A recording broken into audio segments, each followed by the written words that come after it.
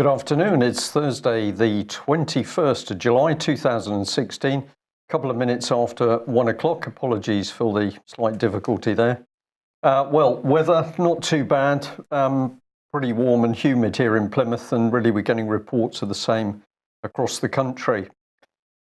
Politics, Mike. Yes, Theresa May off jet setting, and here she is with Ms. Merkel in Berlin. What did she have to say? Well, we've pushing out a few more pictures, having a nice cup of tea there. This is like something out of Vogue magazine, isn't it? This is the jet set. What are they wearing? What sort of sofas are they sitting on? Yes, you notice she's not wearing her leopard skin shoes this time. But what's interesting is that she was wearing exactly the same in Prime Minister's questions. We'll come on to that in a second. Oh my goodness! So I think she's only got one suit. That's true, but we can see who's wearing the trousers in this relationship. Well, indeed. So anyway, she made a speech and she said, just put the pictures back up again, Theo, sorry. She said, Chancellor, thank you for inviting me to Berlin today. I'm delighted to be here on my first international visit as Prime Minister, just a week since I took office. It underlines my personal commitment to building a strong and constructive partnership between ourselves, Chancellor. And obviously, this is the first visit to Germany of a British Prime Minister since the British people took the decision to leave the European Union. I have been clear that Brexit means Brexit and the United Kingdom is going to make a success of it. But I also want to be clear here today and across Europe in the weeks ahead that we are not walking away from our European friends.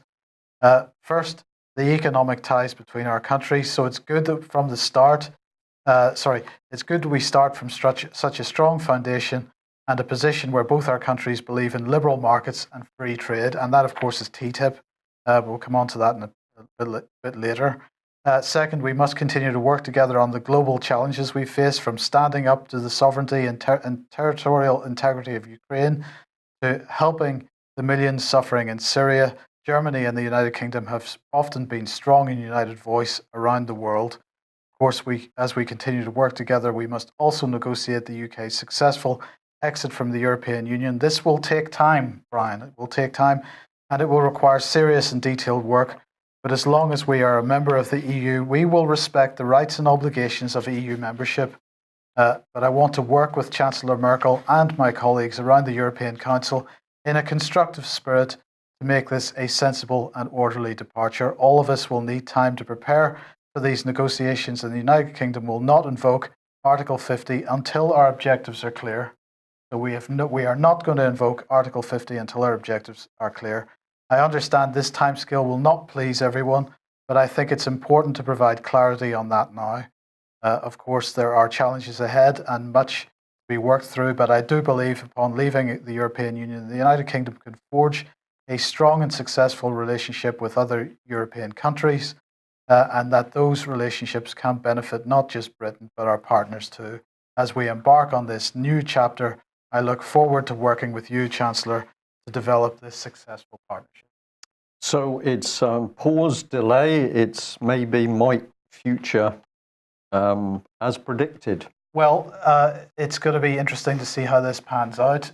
If she stands by her words that Brexit means Brexit and that eventually we're going to leave, the question is, what will this new relationship that she's lauding in the speech, what will that be? Could we end up in an even worse position? Yeah, well, and everything is done with private discussion, so nothing is brought into Westminster to be debated so that the British public can actually understand what's going on. This is ladies sitting down with cups of tea, discussions behind closed doors. Absolutely. So, of course, then she went straight off to Prime Minister's questions, where she again reiterated there is no hurry to implement Article 50.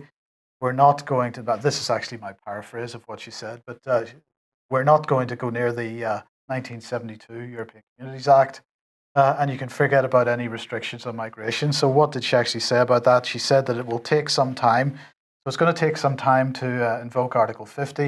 It's also going to take some time to deal with migration.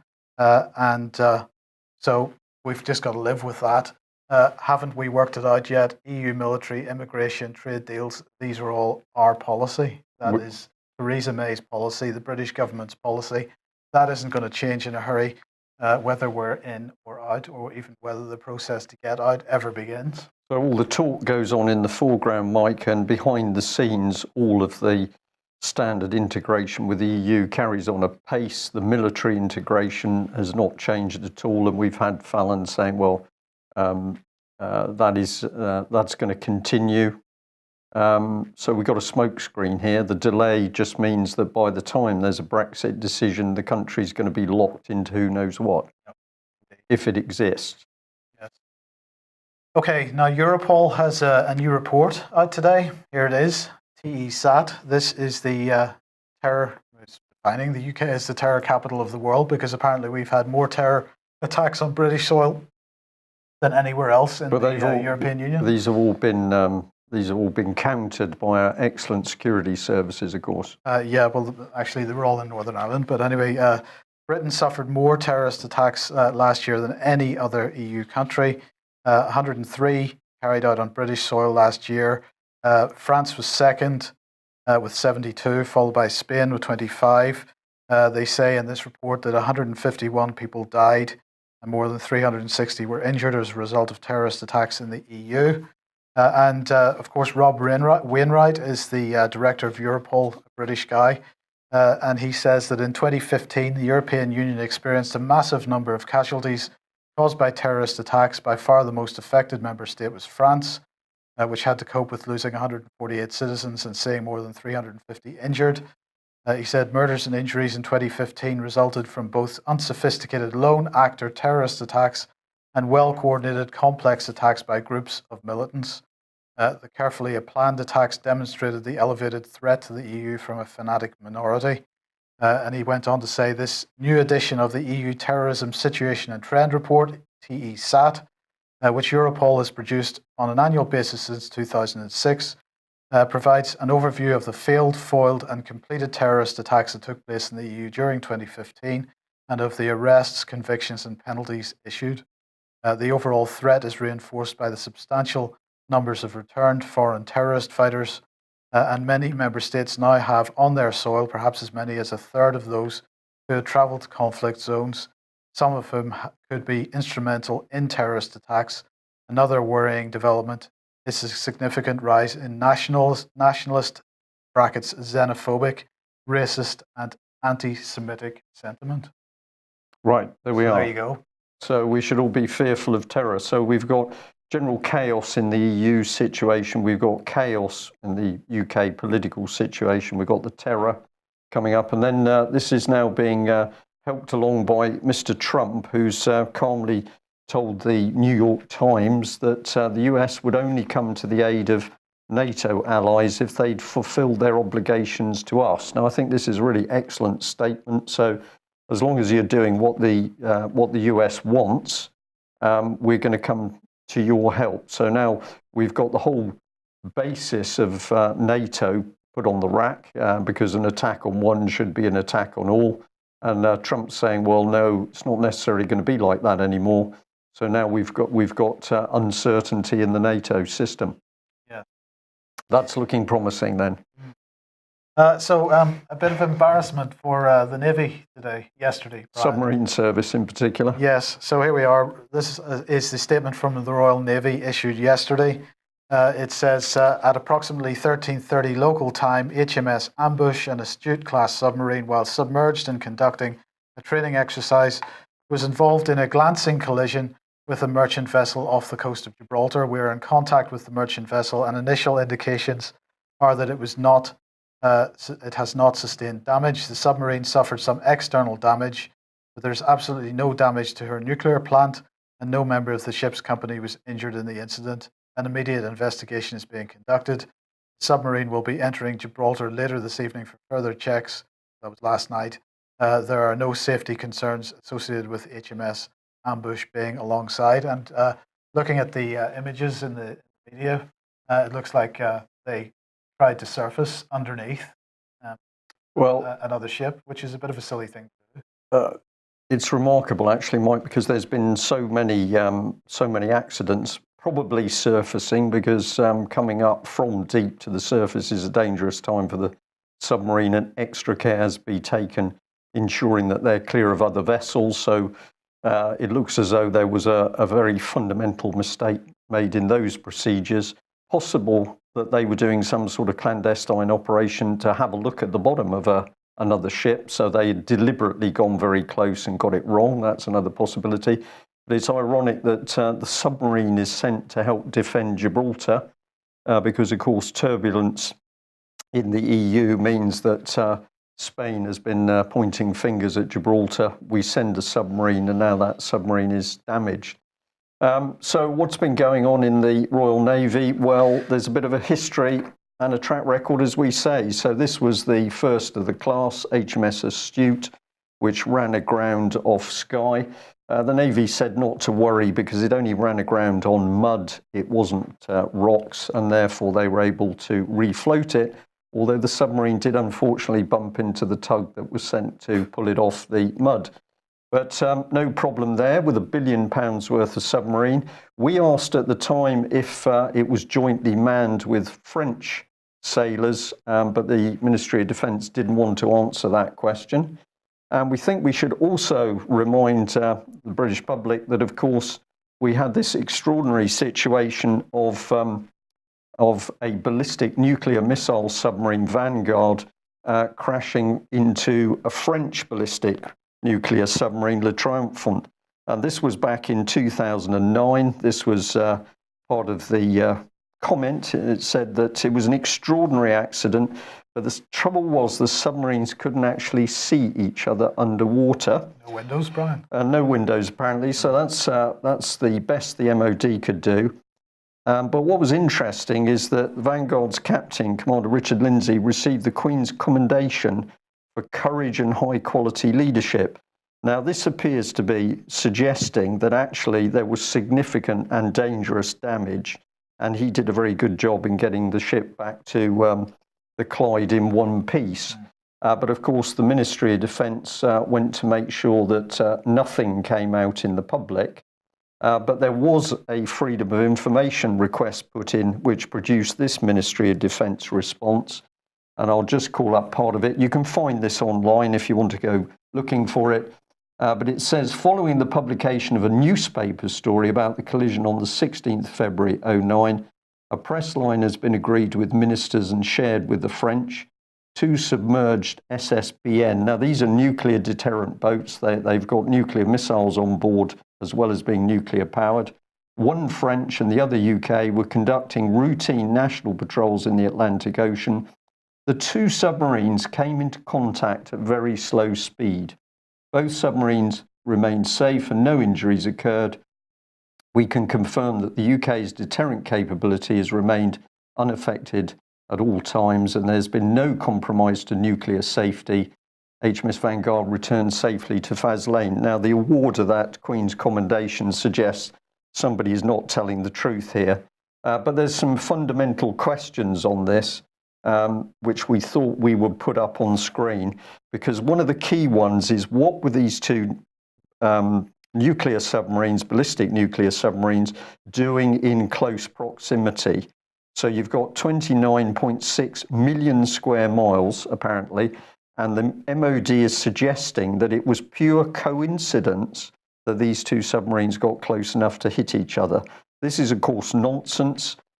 So what was going on was some sort of joint Anglo-French SSBN exercise, and I wonder whether this was part of the start of the integration of operations with the French. And if this was the case, then this had to be a politically directed initiative, since it involved an operational nuclear deterrent submarine. And then the question we need to ask, of course, if I can get this up on screen, here we are, who authorised the joint operation and for what purpose? And then what was the true scale of the damage, since the captain received an award for his prowess in bringing the damaged submarine back alongside? I've got to say, Mike, although I'm getting a bit stale on my service time, this is unheard of, that a ballistic nuclear submarine was put in the same water as a French ballistic nuclear submarine. They then got the safety separation wrong. You either have to be geographically separated or separated by depth. there's a collision. This put the whole of our strategic nuclear defence at risk. So what was going on here? Nothing from the MOD and no statements by the government. But a history of this type of accident? Absolutely. Yes. And why might this be occurring? Well, we just thought we'd summarise a few things which have been publicised, but people forget. We've got an increasingly chaotic Royal Navy. Let's not forget that Satanism has been approved for use on board warships. So maybe they were having a little bit of a ritual instead of watching out for merchant ships. That's a possibility. There's been a significant increase in bullying and particularly violent initiations. Reports of carving knives been put through people's mattresses on some ships. Increase in sexual relationships, that may be gay or it might be homosexual, but what is quite clear is that we've now got a lot of sexual activity on board warships. We've got a serious shortage of key personnel, particularly the most vital people, the NCOs, non-commissioned officers, engineers. They're the people that take the vessels to sea, major shortage. We've got a serious shortage of equipment and spares. We've got a serious manpower shortage, and that's come about after privatisation of recruitment. And we've got an over-dependence on foreign navies now, particularly the French. That's as a result of Mr. Cameron. And of course, we've got no fully operational aircraft carriers or maritime patrol aircraft. So it's a shambles, Mike. This is not accidental. This is a result of planned chaos to make sure that the military, and in particular the Royal Navy, was not too powerful for the rest of the EU forces. And of course, Brexit changes nothing there. And I think it was yesterday we reported that EU military integration. That's what we've been told. So we've got the British government, of course, utterly lying. Theresa May is going to take the lead in that. So the British public not to be told the truth. We've got this massive integration of British forces into the EU military system, and our procurement, our ability to build our own equipment, is gently being handed across to the Americans, Lockheed and Boeing, for example. Keyword being interdependent. Indeed. And if the submariners are feeling a little hard done by, they shouldn't, because we've got this headline as well from the local Plymouth paper, which is saying that there's, of course, a major problem with the turbines systems on board our latest Type 45 destroyers. This is more than £1 billion worth of ship, but unfortunately they're unable to operate in Gulf waters because those waters are a bit warm, Mike. Apparently between the Navy and Rolls-Royce, they didn't quite understand how warm the water would be in the Gulf. It's quite an extraordinary situation. So they've got a quick 280 million to improve the resilience of those engines. That's good to hear. Rolls-Royce is blaming the Navy because they say, well, you didn't tell us that the water in the Gulf was warm. I'm surprised that some of the senior Rolls-Royce management haven't holidayed in the Middle East. And we've got here, First Sea Lord Admiral Sir Philip Jones said, we won't be able to operate all the time in every place on every day of the year. And that will be because the ships are clearly not up to spec. And whose fault is that? Well, I think his name must come somewhere in the bracket. Yes. It's on one hand, it comes across as amusing, Mike, but actually this is unbelievably serious. And of course, if we don't have a nationally controlled military that actually works and can do the job, this country is in an unbelievably vulnerable situation. Okay, Yemen. So yesterday there was a meeting and a joint statement came out of that meeting from the governments of the UK, the USA, Saudi Arabia and UAE. And this was about Yemen. The foreign ministers of the United Kingdom, USA, Saudi Arabia, UAE met on London to review the situation in Yemen following the resumption of UN-led peace talks in Kuwait on the 16th of July. The ministers expressed their concern about the deteriorating humanitarian and economic situation in Yemen and reiterated their strong support for the UN Special Envoy and for the role of the UN in mediating a lasting political solution to the crisis based on the agreed references for the UN talks, namely the relevant UN Security Council resolutions, including Resolution 2216, which, as Vanessa Beeley has said on this programme a couple of months ago, that is absolutely not relevant to this situation. The ministers discussed the sequencing of potential agreement and affirmed that a successful resolution would include arrangements that would require the withdrawal of armed groups from the capital and other areas, and a political agreement that would allow for the resumption of a peaceful, inclusive political transition.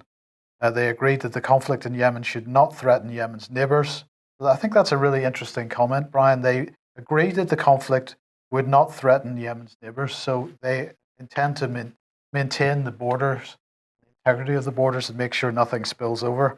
Yemen's neighbours reaffirmed that the re-establishment of an inclusive government was the only means to combat effectively terrorist groups like Al-Qaeda and Daesh, and to address successfully the humanitarian and economic crisis.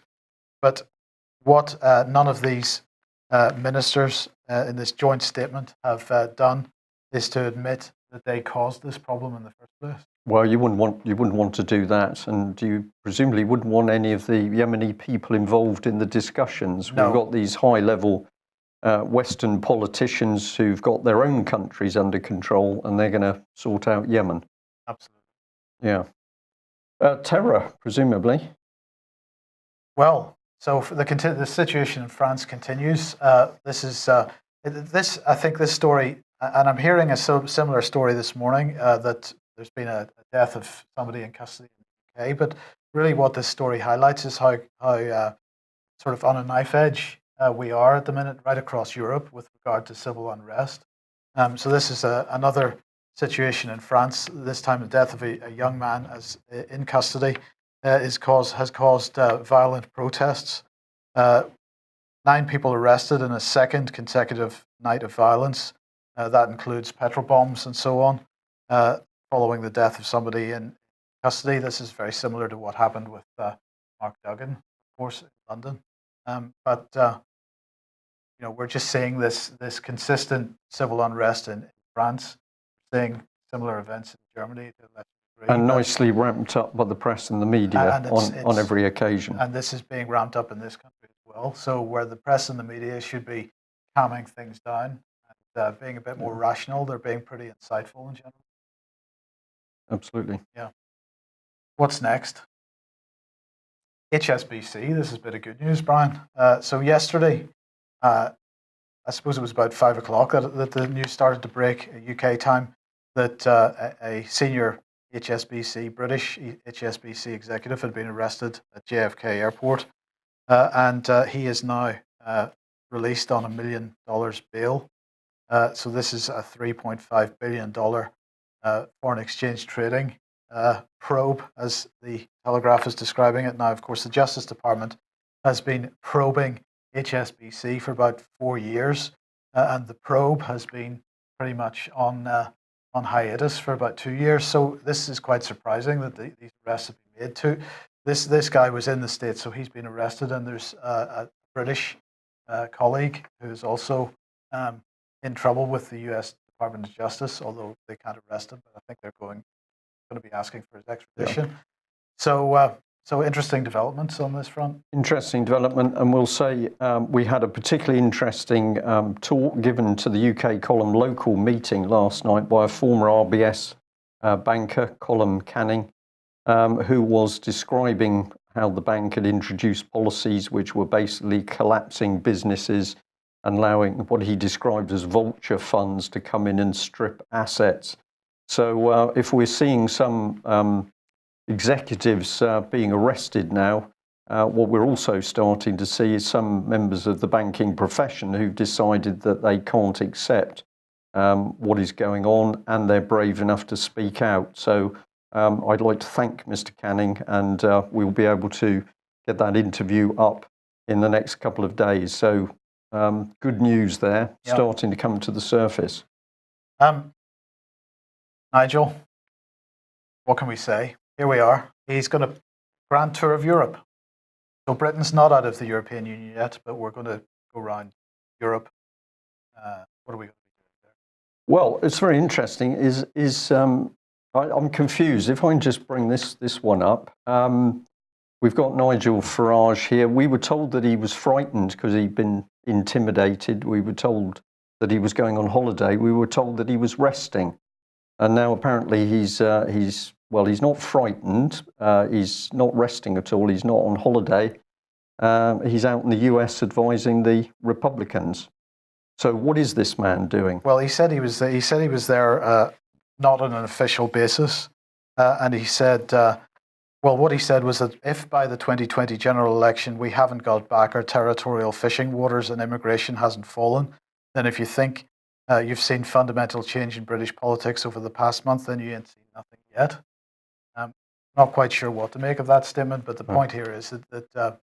Farage is not helping the situation to get us out of the European Union. Well, no, he's just said, well, achieved Brexit. Well, that's just a statement. That's not an action. There is no movement at the moment, as you've just covered.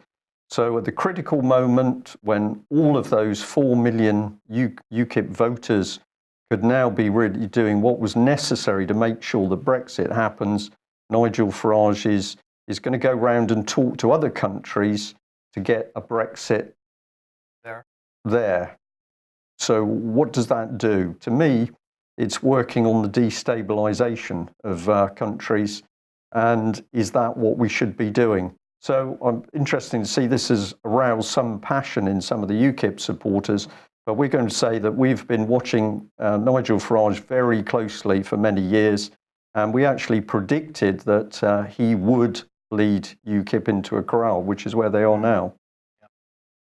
Okay, Exaro. Exaro's in fact now out of business. A couple of days ago, there was clearly trouble brewing for quite some time. Mark Watts, the editor, was sacked, and David Henke was promoted to the position of new joint head for news.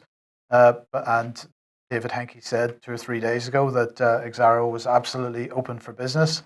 But I'm afraid it is no longer open for business. Staff are devastated because the owners have closed Exaro. So a lot of vitriol amongst the people involved. Well, we wait to see, but Mark Watts saying that this was an act of sabotage and this kind of language being used. But clearly, Exaro, what did they finish the job that they were designed to do? Well, absolutely not, Mike, because they boasted that they were going to help expose the Westminster child abuse. They then steadfastly refused to report key cases, so they wouldn't report Holly Gregg abuse, they wouldn't get involved in anything to do with Hampstead, they wouldn't get involved in anything to do with Melanie Shaw. So when they were presented key information, they absolutely ran away from it. And if you watch the way they reported, it seemed to be very carefully controlled. Yeah. We had the spat with Panorama, where Exaro said that BBC had stolen some of their video footage. We asked Exaro, were they going to take the BBC to court over that? No reply. I think this was a construct designed to corral, I'm going to use that word again, corral the child abuse information. Presumably too much trouble, so they shut it down. Yes. Well, and on a completely different subject, this is quite gross, I think is the correct word. Yeah. This is a piece of art, apparently, which is to show what a human would look like if the human was to be capable of withstanding car crashes. I'm not quite sure how dehumanizing people in this way is art, but anyway, there you go. This is Melbourne in Australia, sculptor Patricia Piccini, and it's been developed with input from the Royal Melbourne Hospital trauma surgeon Christian Kenfield and David Logan, who's a crash investigator. So what is this, a celebration of death? Celebration of something. Yeah. But we're seeing these disgusting images put forward, and what's the purpose of these? To cause problems. Yes.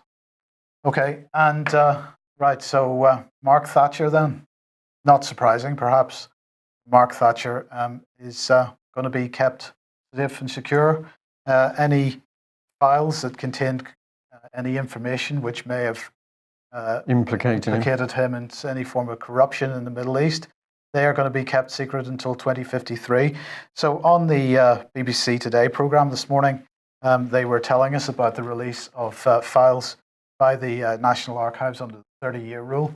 And they were telling us all about how Mrs. Thatcher was really hated the Today programme, how Dennis Thatcher had written letters to the Today programme complaining about their coverage of Thatcher. That was the BBC's focus, and they said absolutely nothing about this. So this information doesn't get released till Mark Thatcher is 99, I think, is how the date works out. Yes. And of course, they could extend that if he happened to live longer than 99. So if you don't want the information to come out about abuse in children's homes, you don't release the data. That's all held in the National Archives. And you want to protect Mark Thatcher, you do the same. It's blatant, Mike. Yes. TTIP.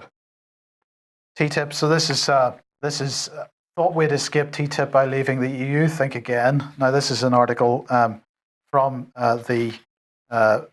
Mark Dern, the senior trade campaigner from War and Want, who are anti-TTIP, and he's saying that in addition to guaranteeing the rights of big business, new trade deals will mean further financial deregulation in the UK.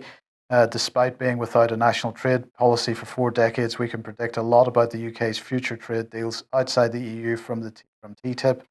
And it goes on to say the most controversial elements of TTIP are the ISDS, corporate courts to guarantee investor rights. Put simply, ISDS permits big business to sue governments in one-way private justice system for policies that affect profits. It functions as taxpayer-funded risk insurance for corporations, and corporations are using the power at an unprecedented rate, often through British law firms. And I just want to remind everybody that, of course, there was no possibility that we were ever going to be leaving TTIP or leaving these trade deals. We may not be involved in TTIP if we were to leave the European Union, but as Theresa May has already said today or yesterday, we remain within the European Union and we will respect our obligations, and one of those obligations is TTIP. So I just want to remind everybody of what I wrote. This is from the Best of Both Worlds document that was released prior to the European Union referendum. And the key clause out of that document said, concluding all the trade deals already underway could ultimately be worth in total more than £20 billion a year to UK GDP. These include the UK's top trade priority, an agreement between the EU and the US, the Transatlantic Trade and Investment Partnership, which alone could add £10 billion to the UK GDP. Now, they're claiming these GDP figures, but of course they're not mentioning any of the other governance issues that are related to TTIP. So they're presenting a one-sided argument with regard to TTIP, but the key point here is that they specify absolutely clearly in the Best of Both Worlds document that TTIP is a top trade priority for the United Kingdom. That hasn't changed. That hasn't changed because of Brexit. It isn't going to change because of Brexit. It's always been pretty obvious, I think, that there was no intention that Britain would be withdrawing from TTIP. And alongside the EU military integration and various other EU integrations, this policy isn't going to change. Isn't going to change. We've got a political smokescreen going on, and essentially the nation state is being corporatized in its entirety. It's not just a bit of privatization. This is the corporate interests taking over the country. Absolutely. Right, well, that brings us to the end of today's news. I'm going to say thank you very much for joining us. Also, would like to thank those who attended our UK column meeting at the George Hotel Plimpton last night. A good crowd of people. Thank you all very much for coming, especially thanks to those who travelled some distance. I believe there was a gentleman who come down from Scotland over the last couple of days and a visitor from Bournemouth. So thank you very much for that. And what an extraordinary amount of information came out. We heard about trouble in RBS and those policies that were allowing the bank to simply asset strip where it wanted. We were hearing about breakdown of the management structure within the NHS. And we had an update on child abuse whistleblower Melanie Shaw, who has now been in for 7 weeks in effectively solitary confinement within Foston Hall prison in Derbyshire. And the prisons say, well, we've had to keep her segregated, excuse me, in order to protect the public. This is a very interesting statement, Mike, because, of course, once somebody's in prison, they're there to protect the public. But no, Melanie Shaw, as a child abuse whistleblower, has to be put in solitary confinement in order to protect the public even further from the truth of who abused those children in Beechwood Children's Home, Nottingham. And I have to say that political names are still coming to the fore, and we understand that further witnesses are coming forward in Nottingham. So that's Britain in 2016. Decide on the policy for Yemen, but at home we make sure that brave whistleblowers of child abuse are simply locked up in prison. Well done, Theresa May. That's the end of our news today. We'll be back at the same time tomorrow. Thanks for joining us. Bye-bye.